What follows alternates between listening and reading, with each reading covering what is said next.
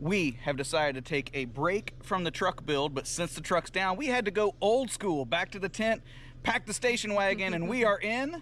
the Everglades. The Everglades.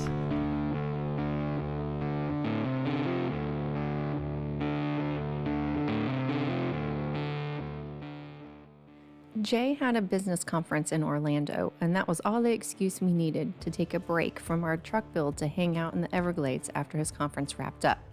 While we have visited the area in the past, we both felt like we really hadn't taken the time to immerse ourselves enough to truly experience the area.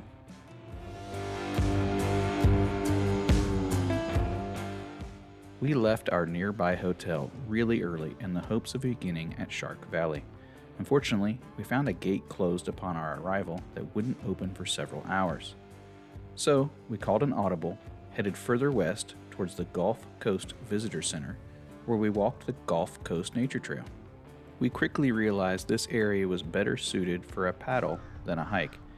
We weren't quite ready to dig our kayak out from amongst our other camping gear, so instead, we decided to meander our way back towards Shark Valley with no specific destination in mind.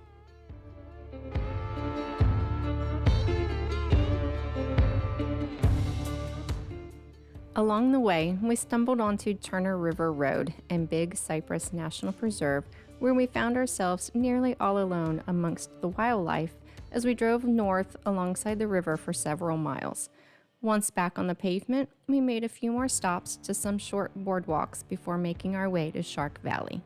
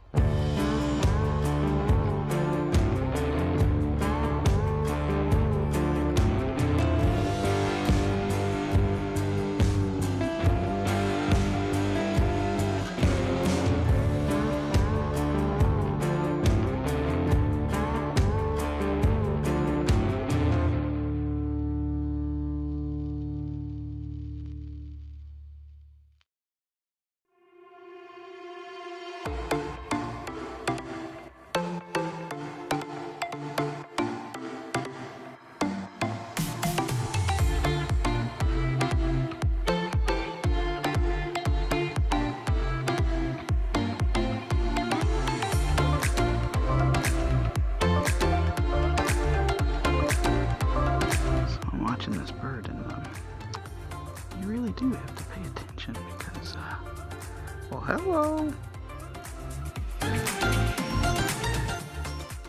Shark Valley is a 15-mile paved one-lane loop.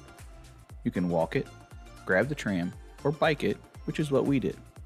We found the $22 per bike rental more than fair and appreciated the mix of traveling somewhat quickly and being able to stop whenever we wanted to check out the critters, often just feet off the path.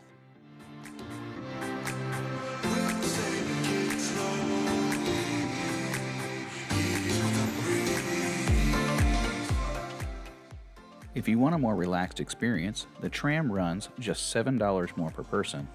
The observation tower marks the halfway point and offers a place to both refill and dispose of water.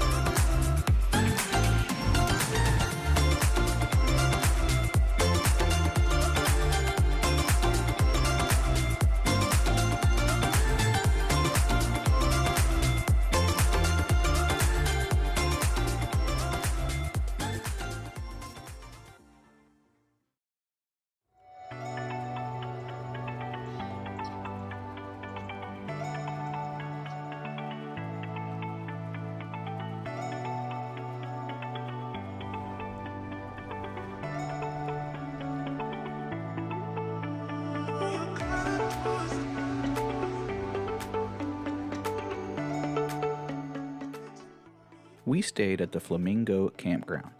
After setting up in the dark, we decided to stay close in the morning with some hikes that began within walking distance. First, Echo Pond, then onto Bayshore Loop Trail. This latter trail is unmaintained, but we found it in pretty good condition. This said, we hiked at low tide, and we could tell there were times the trail passed through areas that would have been wet at medium or high tide. Avoiding mud on this loop really isn't an option, but if you want to keep your feet dry, you should plan accordingly. Between the two, we had just under 7 miles before breakfast.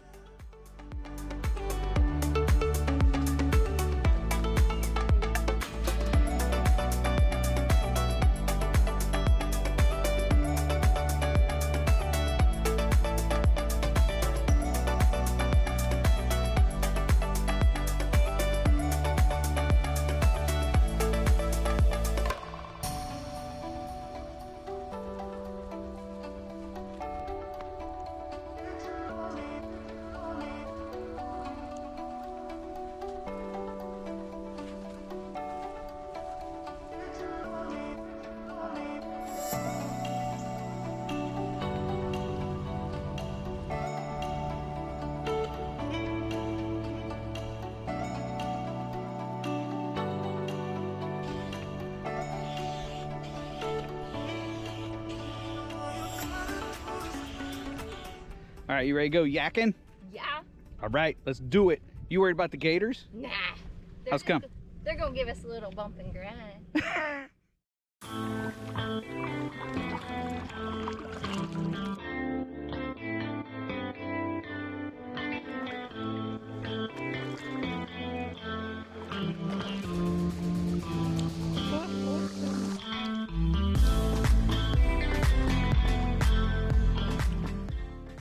We started out a little paranoid about damaging our new inflatable kayak on oysters, so we stopped at the visitor center to get some suggestions prior to hitting the water.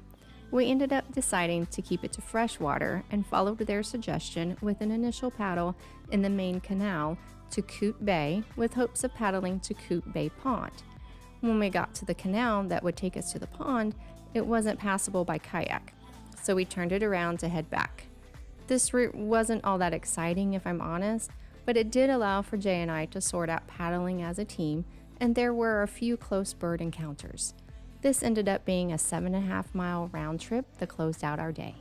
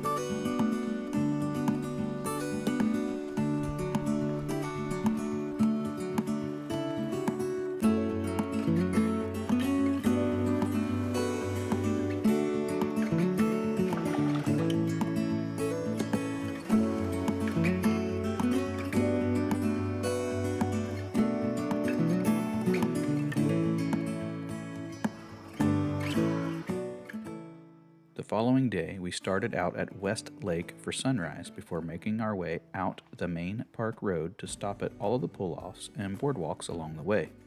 One of these stops was Mahogany Hammock Trail. This short loop shouldn't have taken too long. but Alana and I took our time in the hopes of spotting a unique critter, and we were rewarded for having done so. As Alana rounded a bend, she was greeted by a barred owl staring back at her, and she pointed it out to me for an amazing capture of an owl that I've been seeking for quite some time.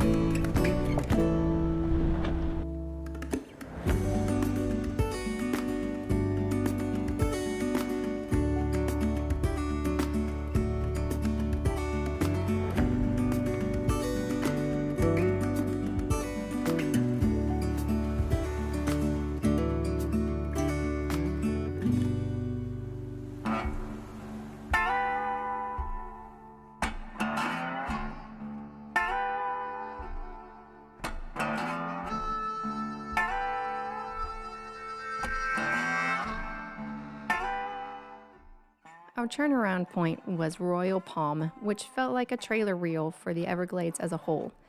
If you only have time for one stop in the Glades, we recommend this spot to get the vibe for the wildlife and area.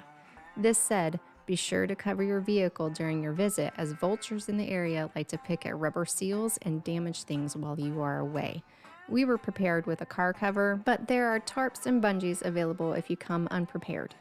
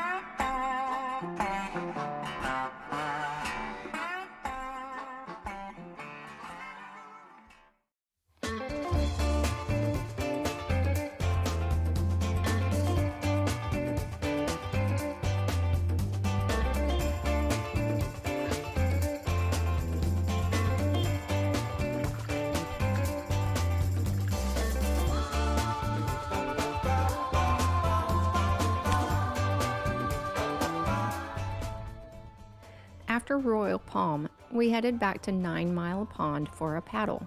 This 5-mile canoe trail starts out in shallow open water, but within minutes you are in thick grass and mangroves that are sure to challenge your skills. At times it was so tight we split our kayak paddles to use like a canoe paddle, or even just pushed our way through by hand by grabbing branches, after ensuring they were snake-free, of course.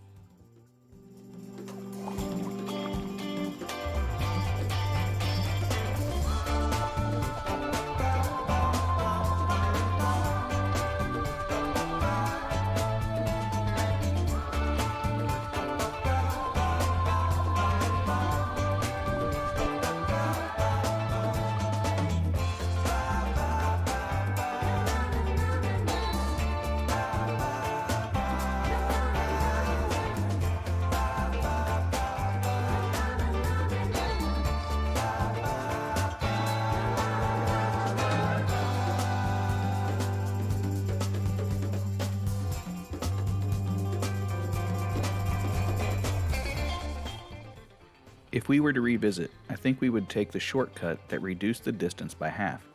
We found the back half of this loop to be very shallow and so full of vegetation that it was more of a workout to keep moving than an enjoyable experience.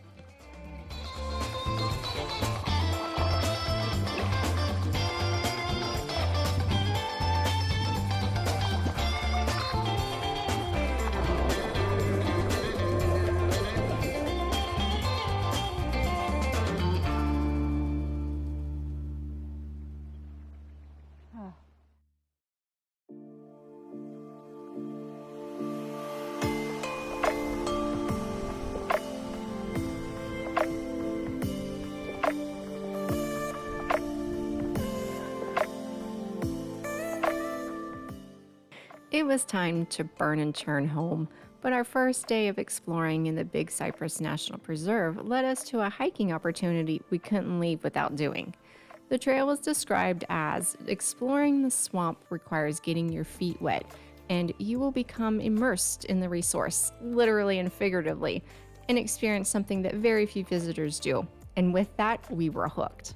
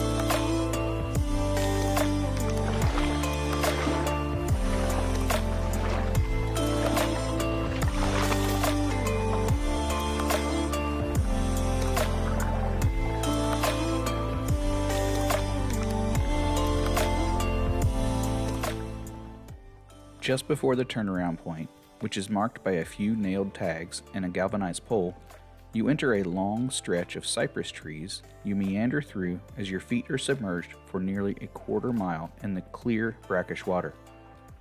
This nearly 5-mile out and back hike was a truly unique experience we are happy to have made the time for.